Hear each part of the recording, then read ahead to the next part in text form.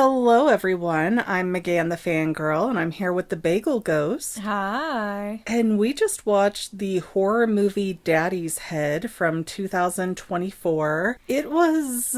It's so not. It's like Poltergeist. This is baby horror movie.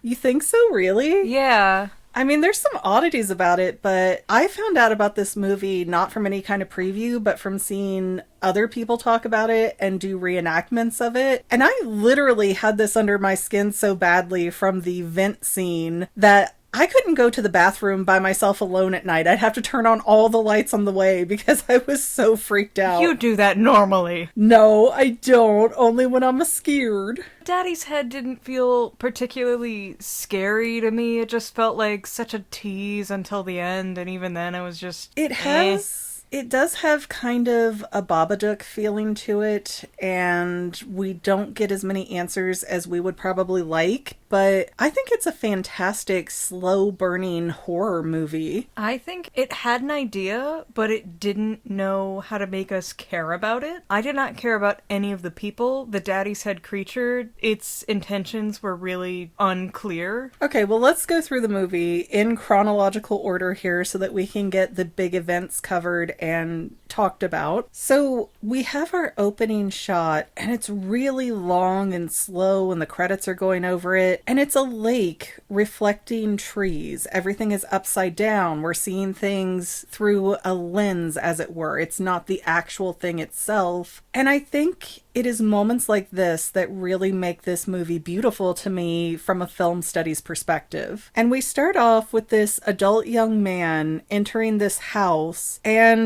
he just stares at this battered vent. And because I kept seeing that reenactment of the daddy's head in the vent, I knew, okay, the kid from the movie must survive. Yeah, I mean, the intro was nice to look at, but I do think it was just kind of thrown away and forgotten about very quickly. Well, it's a framing device, and I will give you that it's not a great framing device because I do not understand a scenario in which they do not sell that house after having those misadventures in it. No one would buy it. I don't think that's true. It's a very rich, fancy house, and maybe they didn't sell it because they were afraid somebody else would get attacked, but they don't explain anything in that regard either way. But we really quickly get to a flashback of a kid who's about 10 to 12 years old. Would you agree?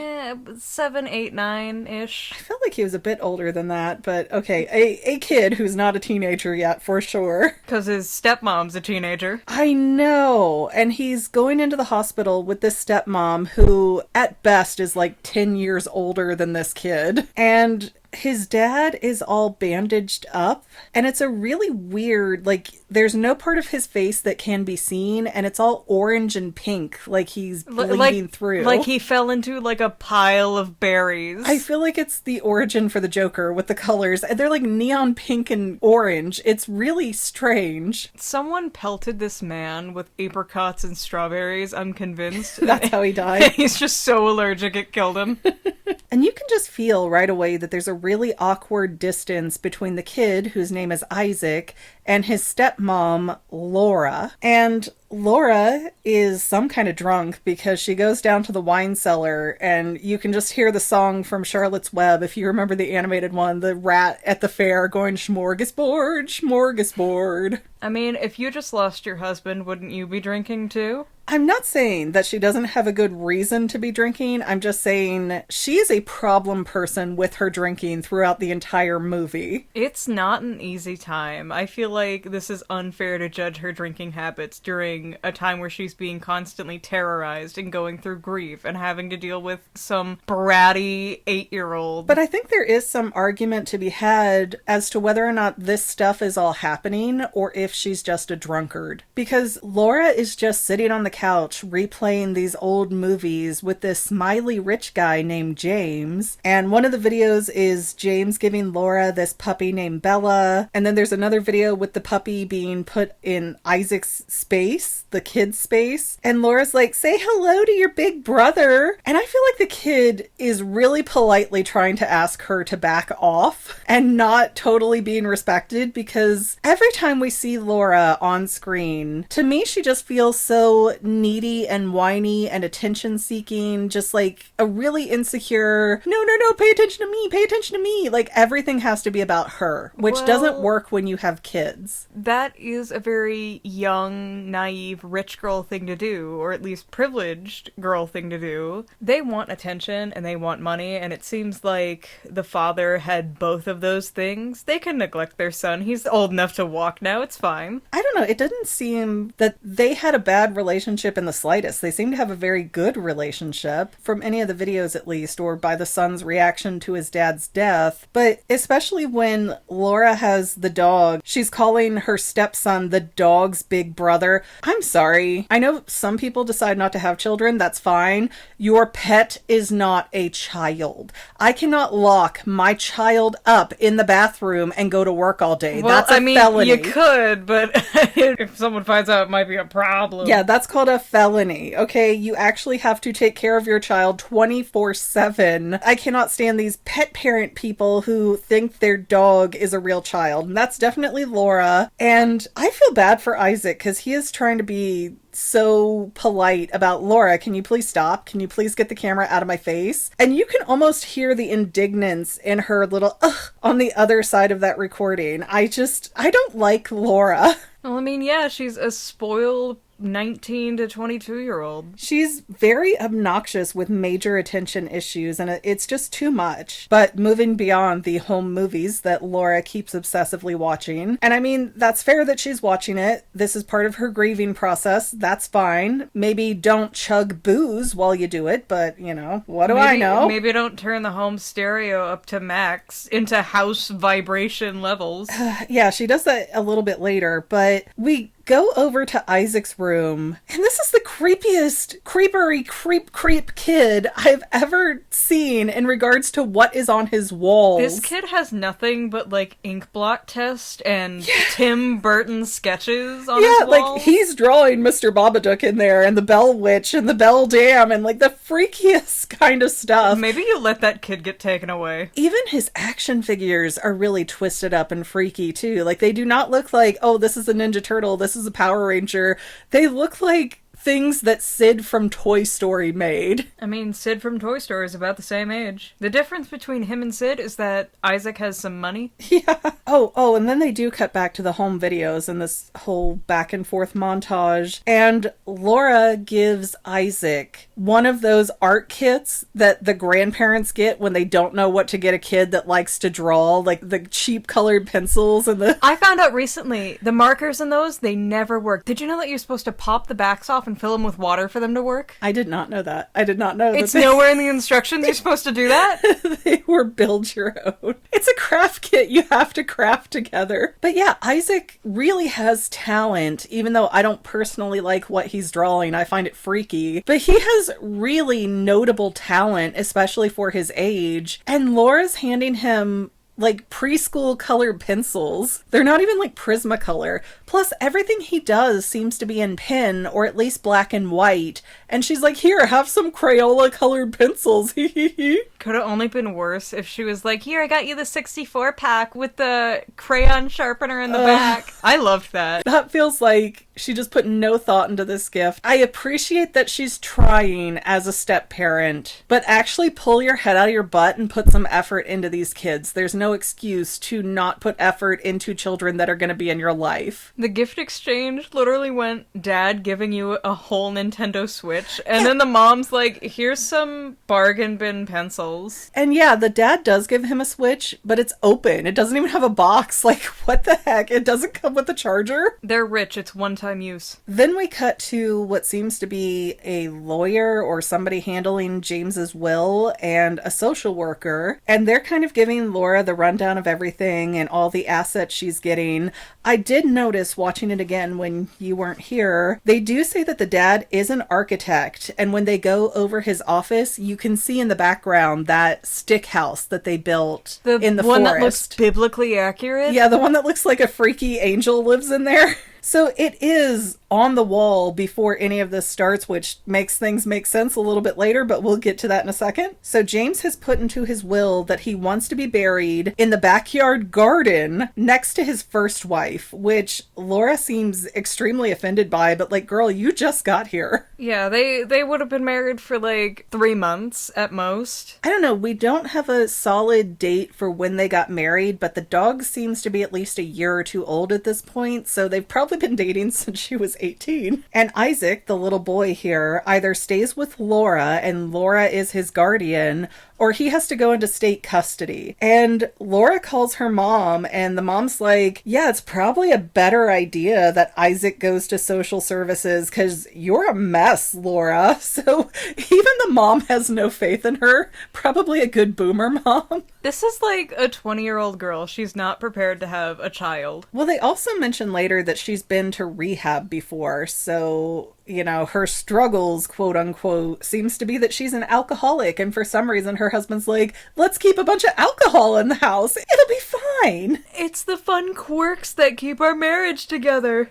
I don't like you when you're sober, dear. And the more that they go around the house that Laura and Isaac are living in, did you notice how strange the decor is everywhere? There's like a horse leg lamp. And then there's like a plumbus on their table.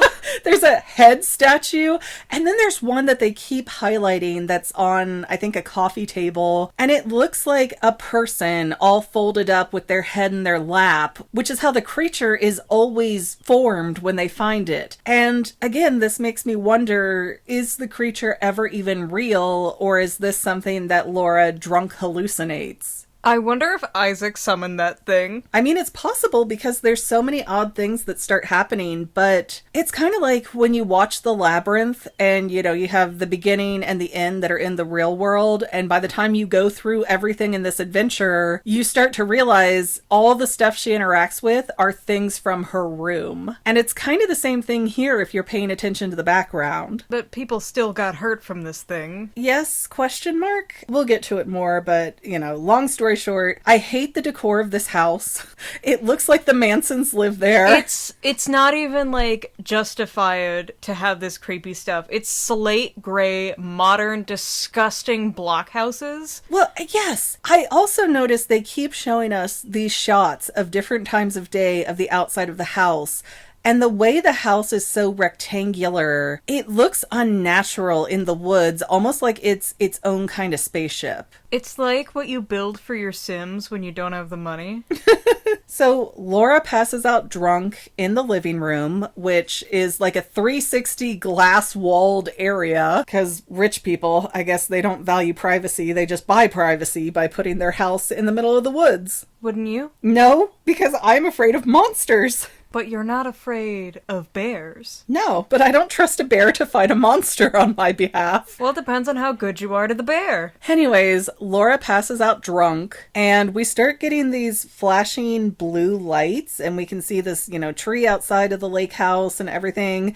And then all of a sudden there's this fully formed male figure. And it's really weird because a lot of the stuff Laura sees seems to contradict with what Isaac sees. And Isaac isn't out here, he doesn't see this, only Laura vaguely wakes up and sees this. And there's so many close-ups of either Laura or Isaac's eyes in this. And you can like see their corneas moving around under their eyelid. It's uncomfortably close, but I think that this is the movie trying to tell us we're going based on their perceptions, not necessarily reality. Well, I mean, Laura at least has the excuse that she's drunk. That she's drunk. What's Isaac's? He's so grief-stricken that it can impact his brain. He's so young. Well, yeah, but I don't think it ever gets bad enough that you start seeing people. I think it definitely can. I mean, I would understand if you see like the little darts in the corner of your eyes more often, but I don't think full people. Well, now here's where Laura's codependent friend Robert keeps showing up, and Robert seems to have known James pretty well, like they were buddies. I don't know if Laura was friends with them first, or if he just feels bad for Laura, or why he keeps coming around. I think it's implied that he's divorced later. Yeah, he's going through a divorce. He has 2 daughters that he seems to imply are grown up. I don't fully know. We never see them. But Isaac does not believe that Laura knew for certain that James was dead. So because Isaac never saw his face, it kind of makes him crazy and leaves this doubt in his mind that my dad might not be dead because, you know, movie rules. If you don't see a body, then it's not really them. I can't see you, you can't see me. Yeah. And Laura's not handling any of this well. By the next scene, she's floating around and seeing a guy. Just a guy in blue flashing lights. It just seems to imply to me over and over again that Laura is just drunk. And especially when we see the daddy's head monster later, he never fully forms a human male body. So that cannot be what Laura is seeing. Well, we see a crashed car later in the woods, and it's never explained. Yeah, but the guy Laura sees, he's a guy, and he's got a shadowed face, and he's at the back window. And we see her passed out drunk, again, because Laura's just not having a good week here. I mean, yeah, her husband died, and then Isaac is just here. Well, but this time when she's passed out drunk, and it kind of starts throwing the vignette over Isaac as well, because we have this light that is from an unexplained source, and it slowly passes over Laura. It passes over Isaac's room. We hear these birds and this rumbling, and it's really weird. And then it's the next day, and there's this huge smoke cloud in the backyard. And Laura's like, Isaac, get back inside. This isn't good. I'm calling the fire brigade. And we even get this aerial shot where there is a source for this thick black smoke coming out of the woods. It's a dragon! Well, I wonder, do you have any actual thoughts on what that smoke is about? Because the fire brigade says that they can see nothing. Well, I mean, the smoke does seem out of nowhere, and they don't seem to find a fire. I kind of think the creature, whatever it was, ate the body of whoever was in that car crash, and the smoke was it burning the chemicals. It's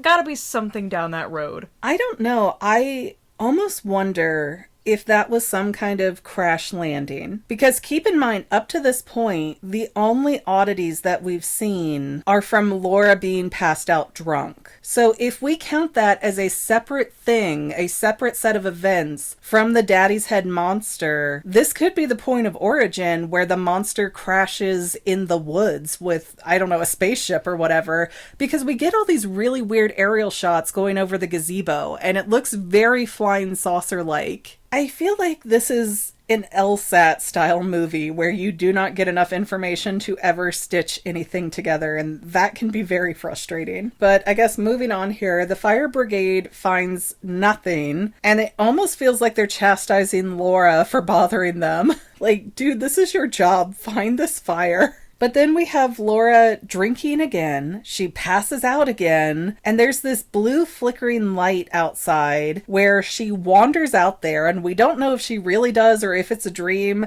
But Laura wanders out into the woods, finds this car wrecked, and it's making this distorted police radio kind of noise. And then the wreck doesn't look too bad, and you can see the airbag is deployed in the car. So it's really weird to me that we have this James jump scare, and he's this skinless, one-eyed skeleton. Like, that was not the level of wreck where it would rip your face off. I'm 90% sure that car scene was a dream. I think they're adding in dreams with reality just to show you how distorted and panicked this family is at any given point. It does feel very disorienting, but the problem is, and I made this complaint for the Batman Superman movie, where it opens and Batman as a kid falls down a hole and these bats make a vortex around him and bring him back up to the surface. You can't have symbolic stuff like that in a movie with a guy who literally flies. It doesn't work both ways. So I wish that this was a little more clear as to what was going on, but it's a horror movie and movies got a movie. What, did you want some logic in your film? Well, yeah, because if somebody had their face scalped in a car accident, I expect that car to look pretty dang mangled, not like a fender bender. Maybe that's when the thing took his face. Oh, you think it took his physical face? Probably. 'Cause it does not. when we see it later, does not look like the dad. It looks like you kind of like Play-Doh'd on something to try your best. Well, that's kind of one of the larger things that they play with in this movie is the uncanny valley, which I find extremely interesting because why would humans evolve an uneasy feeling like the uncanny valley? Why would we, contextually, historically evolve that trait unless we were finding things that looked human that weren't human? What kind of homunculus situations were we in? I mean, it's creepy, especially if you watch like the Skinwalker Ranch stuff. And yes, I'm a firm believer. I don't care if you think I'm nuts. I grew up with ghosts and they're freaky. But now it's the next day and they're at James's funeral, aka Laura's backyard. And I noticed not a single person there is wearing black. Everybody's it feels like a cocktail party. Yeah. Laura's wearing a dark blue cocktail dress. Isaac's wearing a blue suit. Everybody else is really colorful with like floral prints and reds and whites. And it does not look like a funeral. I don't know if that's a British thing, but it's really odd. Maybe no one was sad about him after he dated like a 16-year-old. And they're planting flowers around where his body was just laid in the dirt. Again, maybe this is a British thing, but that kind of made me feel uneasy. It's a Girl Scout work day. Oh no. But the guests eventually leave. And here's the first tangible thing we start to get, because there's a noise upstairs in, I'm assuming the attic, but I don't know if they have an attic, so the roof in a worst case scenario. And Laura just puts on this super loud techno music after hearing that noise and not investigating. And then she passes out drunk again with Isaac finding her and going, Laura, Laura, Laura, and her not responding until Bella the dog starts barking at this black figure under the table. Do you know how little respect you have to have for a dog to wake someone up when you're trying to? You're just screaming in her face, and it's the dog that gets to her. But if you notice, the creature under the table is all hunched up, just like that figure on the coffee table. So is that its normal stance, or did it come in and study this object on the table and mimic it? It could be praying. I don't know. You think it's praying to its genitals because that's where its head is? Apparently it can't have kids since it wants Isaac so bad. Which is weird, but after sitting there like a weird unformed cupcake, and they're just looking at it like, what is that? What is that? And the dog keeps barking. And since the dog just started barking, I'm assuming it just came in the room, which also very creepy. But then it just takes off super fast, and I think on all fours? Yeah, I think so. Because they mistaked it for an animal. If it stood up, that'd be a very different situation. And then Bella chases the object down, and it breaks through the glass in Isaac's room, completely destroys that window. But when they go in there and they see Bella, and Laura's like brandishing this knife, the dog is wagging its tail. That could just be an acting thing. It could be, and I've heard a lot that when they do animals in movies, they have to CGI the tail movement because they're just so happy to be, doing the trick right. And it could be something that simple, but every time Bella gets near this thing, its tail is wagging and it doesn't actually attack. So I'm kind of curious if Bella is interested in this thing as like a playmate. But the funniest thing was, Laura comes in there with Isaac and this knife, and she's just like, what was it, Bella? What? Like, the dog is not going to answer you. This is not Lassie. Where is she? Woof! The Old Valley Mill! But the thing I will say, and how this creature is different than the figure that Laura keeps seeing with the blue flashing light, is that everyone reacted to it. Isaac seemed to see it, Laura seemed to see it, Bella seemed to see it, whereas the figure of the fully formed man and the guy without the face in the woods, only Laura ever interacts with that one or sees that one. So it leaves me to believe that that's a whole separate thing, and the guy that she sees in the window in the woods is just, her own mental state and not a physical creature. Yeah, I do want to believe that they are putting in dreams or hallucinations as well as a real monster to make you as confused as they are. Yeah, really though. But what I absolutely want to slap Laura upside the head about is that she just tapes a trash bag over Isaac's window, and she's like, okay, go to bed now, night night.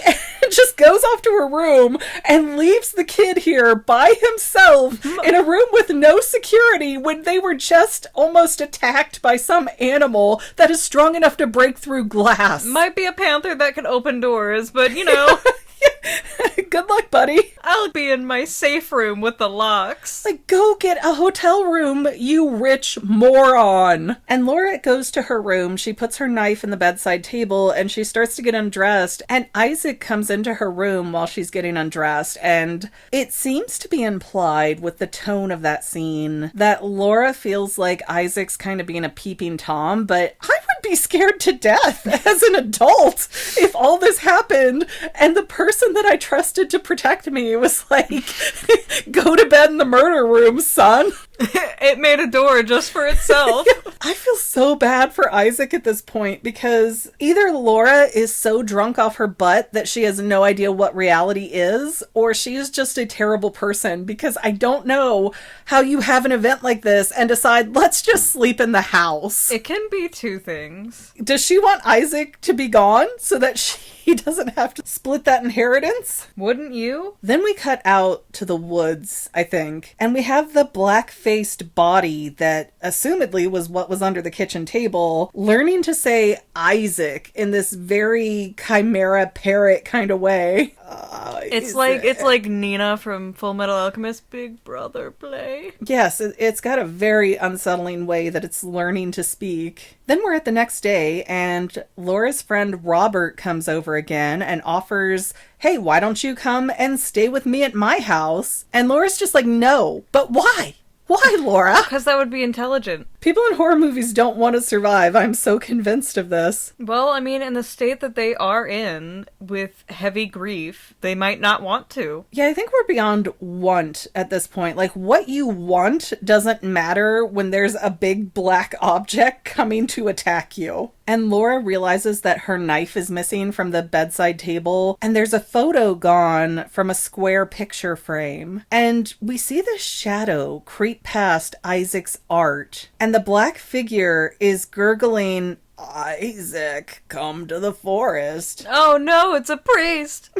So now it's that night. We have very jumpy day and nights happening here, but this creature now has the distorted face of James. Not his hairline, not his body figure, just not his face. Weirdly long pearl nose. Pearl, like Steven Universe pearls. Triangular. The big large giant nose and the big Joker smile. And, you know, that does bring an interesting point that it's just the face, because Isaac accepts that his dad was in the car accident and that it was really bad. The part he doesn't accept is that his dad died. So seeing this mangled body with the dad's face, I mean, that's plausible deniability for Isaac to not process his grief. It's still really creepy. I don't know if I was just a non-horror movie gullible kind of kid, but even at like 7, 8, if a giant black monster with my dead relative's face on it was like, hey, I'm not dead, I'd be like,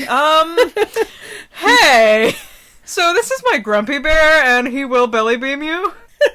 But that's kind of the problem with Isaac being an orphan now and his stepmom being like 20 years old and not really liking him. Isaac has nobody he feels safe to come talk to about this and work this out logically. So he just keeps doubling down that, no, what I'm seeing is true. It has to be what I think it is. And I also notice a lot in this movie because I was just going through and getting screenshots, and it made me crazy how hard it was to get a lot of screenshots because it's always very tightly focused from Laura and Isaac's head. Like, it's harder to get a full or mid-body shot of them. It is so constantly right up at their neck and up. That would have been such good foreshadowing to cripple one of them. I mean, it would have been, but I think we're being reminiscent of the face being the important part here, and how Isaac especially is kind of ignoring the body and not wanting to see the whole body, just the face. So next it's daytime, and we see these really twisty top trees trees, and Isaac walks right up to the tree line, and he's reaching out and talking to something, and this head looks up from the back of the brush like it had been crouched down with its head in its crotch again. It's so creepy. Like, Isaac just wants to be kidnapped at this point. If that's really your dad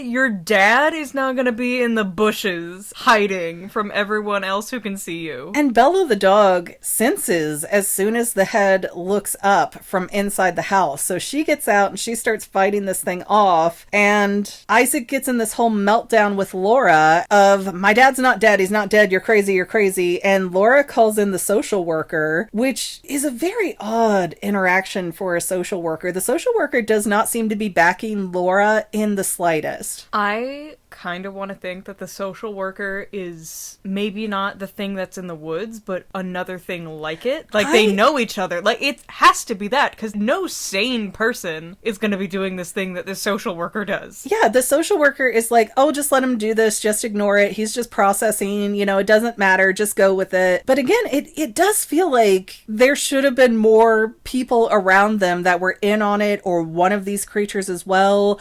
I was kind of expecting, once Bella chased the thing through the window and the window broke, for Bella to have, like, her body thrown out the other side that they never check, and for the creature to have taken over Bella's body. But apparently it can only do faces. I don't know why, that's just its bit. And the really creepy thing that Isaac ends up saying to the social worker is that the being told him it was an accident and he didn't mean to be here. And when Laura tried to explain, yeah, his dad was in a car accident, Isaac goes, that's not what he meant. And I can't help but go back to the smoke from 20-30 minutes ago, whenever, and how there was no origin for it and nobody could figure out where it was coming from or really locate it. It feels like a crash landing. I think it was some kind of spaceship, and that's why we keep doing that aerial view of the gazebo where James is buried, and it looks very flying saucer-like. I think the implication is that creature with Daddy's face crashed, and now it's trying to do some almost game to survive. It feels very weird. The daddy's head is very obviously trying to coax Isaac by himself because he's just a young kid and gullible enough to do so. Well, but the social worker is like, oh, you're a good drawer, so draw me what you saw in the woods. And he draws his dad's face all stretched out on a demon's body, and he's just like, well, his body's a little different. Dude, your dad has claws, like freaking Resident Evil 8 claws. I don't care how many car accidents you go through, you're not fitting into that tight of black spandex.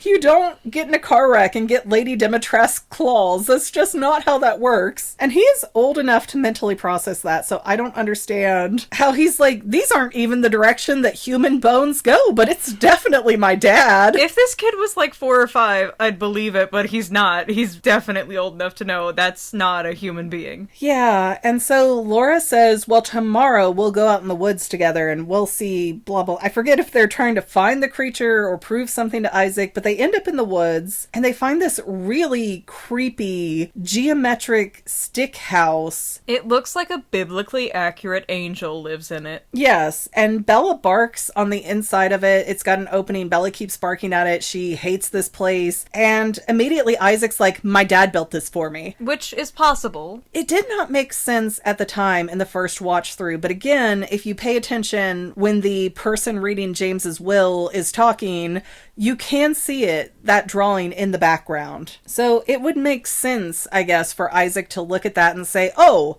my dad sketched that exact kind of design, so he must have built this for me. This is my fort. Yeah, it's got all of the little rain chimneys just for you, Isaac. Yeah. You know how much you love showering outside?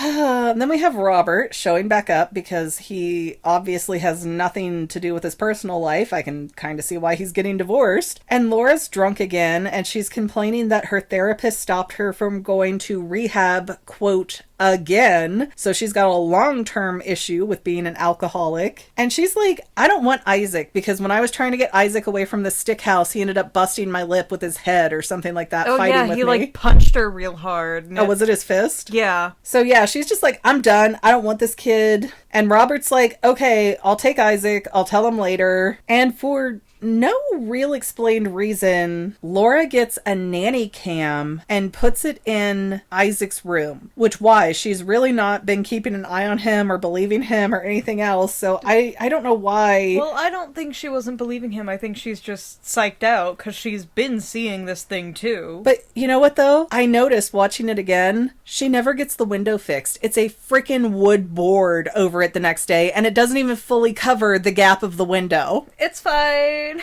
And then Laura hears this thud on the roof or in the attic, whatever is above her head, and she has no desire to investigate this thud either, even though things have escalated significantly since the last time she heard a thud, and instead she just goes to sleep. Okay, time for bed. So we're at the next day again. Bella gets out of the house because Robert accidentally lets her out, and Bella gets to the triangle house where she's barking at the entrance, and then something with Bella's head comes out to the front of the door, and Bella's kind of like, oh cool, it's me. We're best friends. But you can see in the light when it's moving for just a split second that it has the weird claw arms, and it's not like a dog arm at all. And apparently Bella follows the thing inside the house and gets stabbed, maybe? They do a vet autopsy on her at their house too. Yeah, that's so weird. Like, that's rich people money. I've never had a vet do a house call, let alone do a house autopsy. I've never seen any pet have an autopsy done on it before, so you know they have that much disposable income just to do that. But the vet is like, I've never seen, what was the word she used? Like a mauling? Well, she said something about the cuts. Like, I've never seen something like incisions like this. I don't know what kind of animal made this. And Laura's like, was it a knife? I'm missing a knife. It must have been a knife. And the vet's like, maybe. But I also feel like a vet would know what a pet being stabbed looked like. She uses scalpels and other things on animals. I feel like she can tell, oh, this was a knife wound versus, oh, this was an animal claw. They're going to hit very differently. And during this autopsy, it is so obvious that there's a chunk missing from Bella. This is not a stabbing. This is a, like, consuming. But Laura is so fixated that no, she got stabbed and it's that knife that I'm missing. But she seems to also have zero interest in this creature that keeps coming around. So I don't know why she's not putting two and two together, or at least getting more afraid and leaving the house. Well, that would require her to move all of her booze. Maybe, but you can afford a vet to come to your house, but you can't afford a hotel room. And James and Suzanne's grave, which Suzanne's the dead wife, Isaac's mother, it gets all ripped up, all the flowers are ripped up, and later Isaac admits to doing it. And it's like, yeah, because my dad's not dead, you idiot. So it's your mom's grave's fault? I don't understand the thought process here. And then Laura's sneaking a little travel-sized booze into her, I don't know, coffee, tea, whatever she's drinking. It was orange juice, I think? Yeah, so she's boozing up again. And then we have that terribly unsettling vent scene. And if you notice, it's a really slow scene, but something is unscrewing the vent screws from the inside and then suddenly, like, kicks the vent off of its hinge. And it's so creepy because when Isaac gets out of his bed and goes over there, this is the vent in his room, first he sees a little bit of Bella's head and like her tongue. He's like, Bella? And then when he looks way down, here's the black figure crouching up again and slowly looks up with that stretched out face of his dad. Like, oh, you're a special boy. That is so groomer-y. I hate it. Yeah, and the thing knows about the cameras, and it's like, come inside the new house I made for you. Come, let's be a family. You're so special, and they all lie to you, but I'm gonna love you, Isaac. They won't understand. They won't accept me as I am. There's so many weird things about this creature. I cannot tell its intention, if it wants to eat Isaac, if it wants to actually adopt him, if it's trying to touch him in some kind of way. Yeah, it is really strange because if it just wanted to kill them, it could have done that on the first night. There was no glass to stop it. Right? He could have come right back 5 minutes later because Laura was done. But the strange part here, where it makes it hard to tell what perspective to believe, is that vent shaft is on the same side as the broken window. And that vent shaft seems to be going way far down, right? Like, the creature looks like it's really far down there. But here's the thing. Laura kind of hears something going on and she pulls out the visual part of the nanny cam where she can see it in the living room. And when she scans over to where Isaac is and he's like having this fit, I'll make them accept you, I'll make them understand, she can see the thing's head like almost right in Isaac's face. So there was almost no depth in that vent in reality. It's so unnervingly creepy how close that thing got to him, and now we have confirmation, video proof that it's real. All she had to do was take a screenshot to show that this thing was real. But instead, Laura calls the unhelpful social worker again. I would so be above her head at this point. Like, send me somebody else. This one is messed up. But the social worker is getting on Laura's case for having the camera in Isaac's room. She's chastising Laura, That's inappropriate, Laura. There's no way the social worker is not one of these monsters. It does seem so over the top, like you're not even here, you don't even know the scenario, shut your mouth, I will have a camera wherever I want in my own house. It's not like she said, oh, I put it in there so I can make sure he's not like, touching himself under the covers or something. It wasn't for a privacy violation. It was because Isaac kept saying, something is coming in my room and talking to me. And for the social worker to just be like, that's inappropriate. Like, no, that's the one time she's actually acting in Isaac's safety, even though she doesn't seem to believe this monster is even here at any other point. Do you think the monster emits some kind of sound or smell that distorts your perception of reality? Because when it gets close, that vent did get bigger, and Isaac did seem to believe that that is in fact his dad, but we see it as this monster with a jonky face from I don't know where. Well, that is a really interesting idea, because the next scene is Laura being a sloppy, loose lady making out with Robert, and Isaac sees it and he gets upset and he runs out into the woods to the stick house. Like, why does he care? I think it makes him feel like Laura never loved his dad and she was just using him for his money, which kind of does have that vibe to it already. She's so angry and indignant in every scene. I have a hard time finding Laura to be sympathetic or likable, especially with how she treats Isaac. But Isaac gets to the stick house. The creature is in there and it's going, bring me Robert. Like, you must come inside. Dark meat is flavorful. But when we see the creature inside the house, it also seems to be too deep for what the dimensions of that stick house look like. So something is odd there. We're having like a very TARDIS, it's bigger on the inside type of shift in reality. I think this thing is emitting some kind of supersonic noise or a smell that's messing with their senses. It has to emit some kind of hallucinogen to get away with all this weirdness. And what is extra odd to me is that it's telling Isaac right there, hey, bring me Robert. And he's like, I will, buddy. And then the thing's also telling him, now come inside the house. But he doesn't do it. Isaac doesn't do it. Instead, we go to the next day where he's dragging Robert out into the woods. He keeps him going until it's dark. And then they come up on the stick house. And Robert thinks it's really cool until he realizes something is in there. And he turns on the flashlight. And, when the kid's looking in there, the monster's really far away, really back away. Kind of like the Bell Dam in a way when you look in the house and it feels all stretched out. But when Robert looks in there, the creature is pretty much at the entryway. And when it looks up, its face looks even more stretched out. Like somebody printed out a picture of the dad's face and he's just wearing it.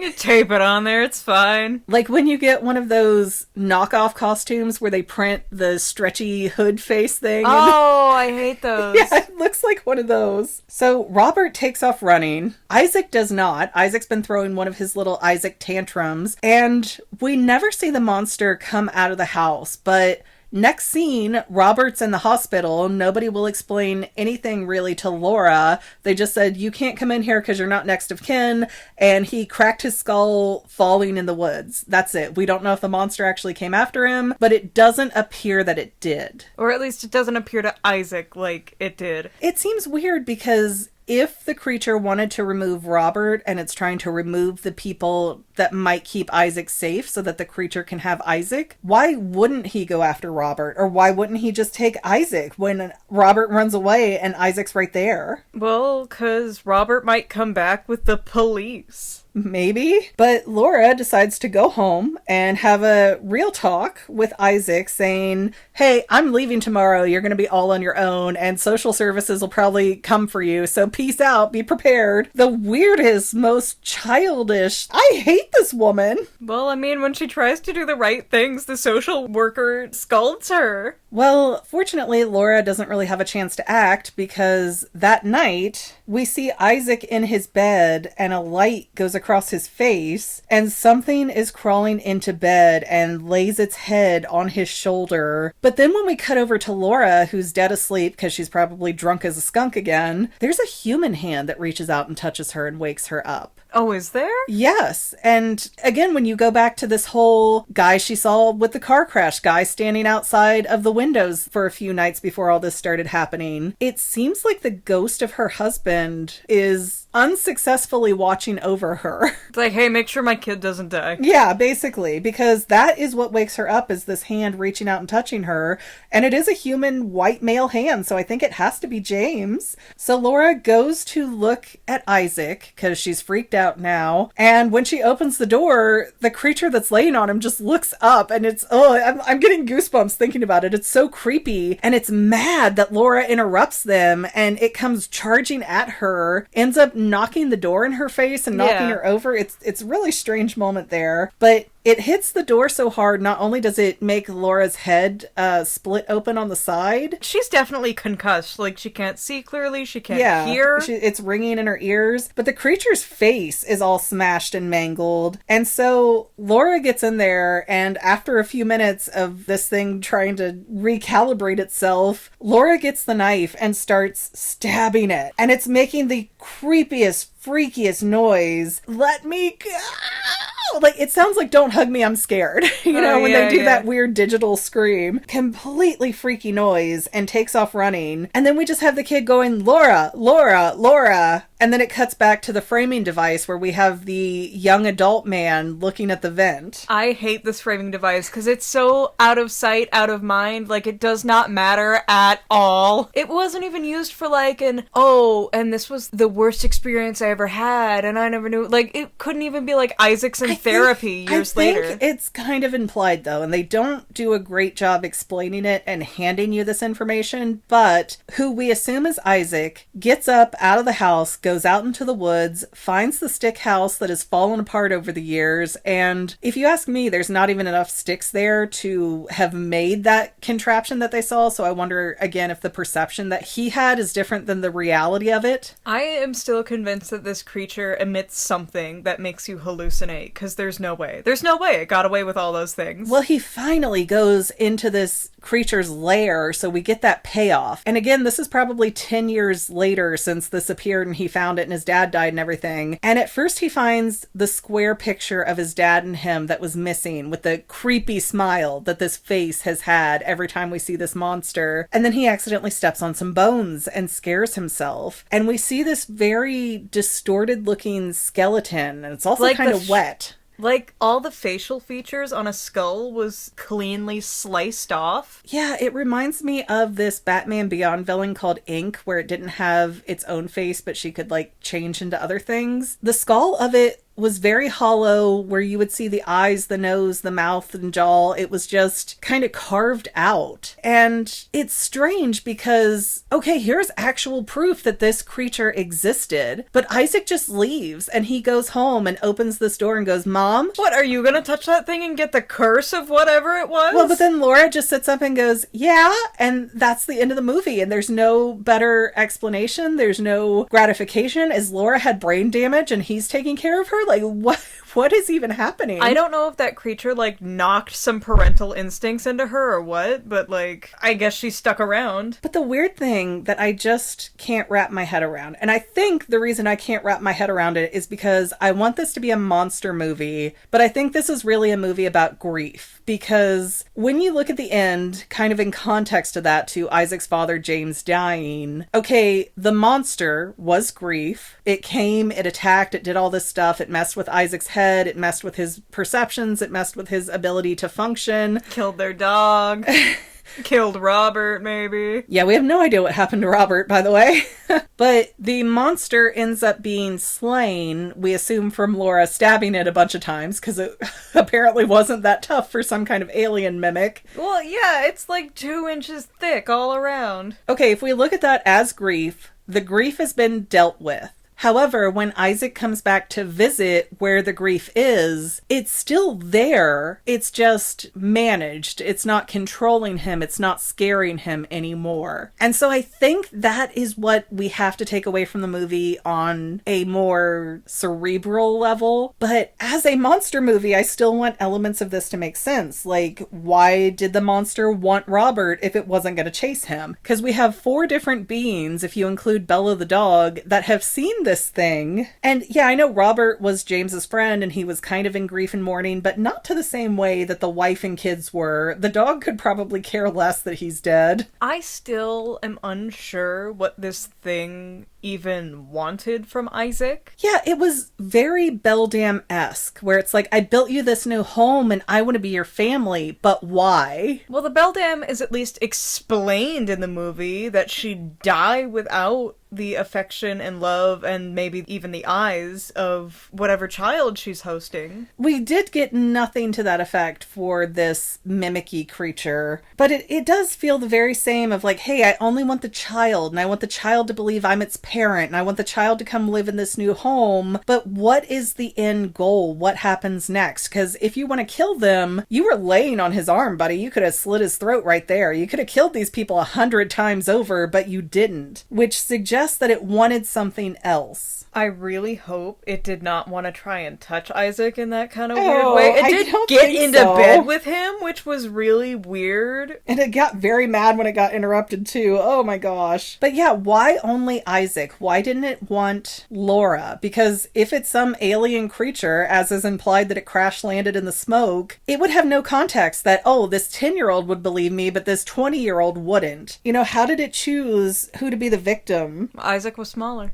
And I still agree that it feels like we were missing something where the social worker lady or somebody should have come out and been like, oh, you know, this new baby just didn't do as well as we expected, or something to imply that there's more of them out there, there's a plan out there. There's so not an answer for any of this. It's hard to be afraid of this creature or care that he's trying to harm this family because we don't like the family and we don't know what it's going to do. It's not really an established threat. It just did a bunch of stuff, like it's figuring out its body for the first time. Yeah, so it did feel kind of baby-like, which is why I was kind of expecting other characters to come out as mimics as well. I am so shocked that the dog didn't end up being a mimic in some way. That seemed like such an easy switcheroo. But whatever the thing was, it seemed to have legitimately died, and we're probably never going to know anymore. But wait, there might be a sequel in 20 years. I mean, horror movies tend to have a quicker turnaround time than that, usually under 3 years, but I don't know, it was so indie. I don't know that it would get picked up like that. It's definitely a very creepy movie. It's a very slow movie. It's trying to make you paranoid, but at least for me, it's not hitting any of those nails. Well, I was so creeped out from seeing the little clips and the reenactments and stuff that, again, I was having trouble going to the bathroom alone at night because I was so freaked out. But after watching it and seeing how easily it died, I was just like, oh, okay, you know, I can handle that. I'm not afraid anymore. I can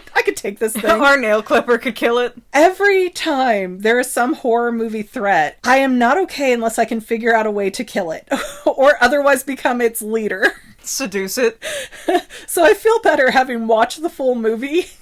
It's definitely less scary than just seeing the random clips, but I liked it. I thought it did its job well. I just wish we had some more tangible answers. Because again, I feel like this monster is representing grief and not an actual supernatural entity. And that just messes with my sensibilities because I want to theorize and get things concrete. I do have an idea that it might be some kind of yokai-esque being. I think it's called the Pied Piper that helps children's souls in Japan move on. Oh, interesting. I think it seeks out grief to exploit. Oh, that would be very interesting. but we didn't get any answers or hints or anything that was like, Nothing. man, like, they couldn't even have done it in a lazy way. Like, oh, Isaac, what are you reading? Oh, just this yokai story about blah, blah, blah, blah, blah, that does blah, blah, blah, blah, blah, blah. Yeah, and between all the stuff on the decor in the house matching the monster and, you know, what the kid's drawing and what the dad's drawing, all matching things that are coming back up in the story, it's so weird that either that wasn't the answer or that there wasn't a bigger, oh, there's more mimics running around, you just don't know it, ha ha ha. But anyways, we have talked about this for quite a while and my arm is starting to hurt holding the microphone, so ha ha ha.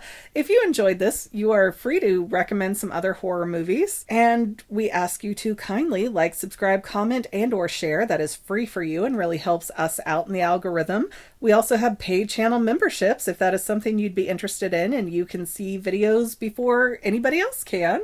It'd be super cool if you did that. Yeah, it would. But other than that, I think we are done talking about this movie. I've got almost 5 pages of notes on it. And yeah, Bella deserved better, but Laura got off way too easy, in my opinion. And that's the final thought I'm going to leave you with. I think Laura's still kind of in that young, not mature yet phase. Cut her some slack. Well, yeah, that's why a 40-year-old shouldn't marry a 20-year-old. But what do I know? It's only common sense that your brain's not developed yet. It's better when it's younger. Ew. Okay, on that note, goodbye. Bye. And to any of my members here on YouTube, a huge bottom of my heart thank you for all of your help and support. If you would like to become a paid channel member, there is a link in the description below. Thanks again, guys. Love you. Well, family members, we're almost done, but I want to invite you to hang out with me in some other places. I'm on Twitter and Instagram as my own personal self, and I have a Facebook page too, but I mostly just post photos over there. And sometimes people say, hey McGann, I want to mail you something. How do I do that? Easy. Just click the About tab on my channel page and my most current P.O. Box info will be right there. I also run another channel, The Family. It's really a hodgepodge channel where we might post anything. Oh yeah, and I also sell shirts and stickers and stuff with the Family and the Fangirl logos. If that is your cup of tea, I have a link in every description of every video. Finally, if you want to help out the Fangirl channel and make sure I'm putting out video essays for years to come, the best way you can help is by subscribing and watching more of my videos, whether they're new, old, whatever. Maybe even share 1 or 2 on social media, help spread the word. People who watch to the end of videos, like you, helps to tell the site, hey, this is a good video, we should recommend it to other people. So if you made it this far, leave me a comment of something like, hey, I made it to the end. Love ya. See you next time, family members.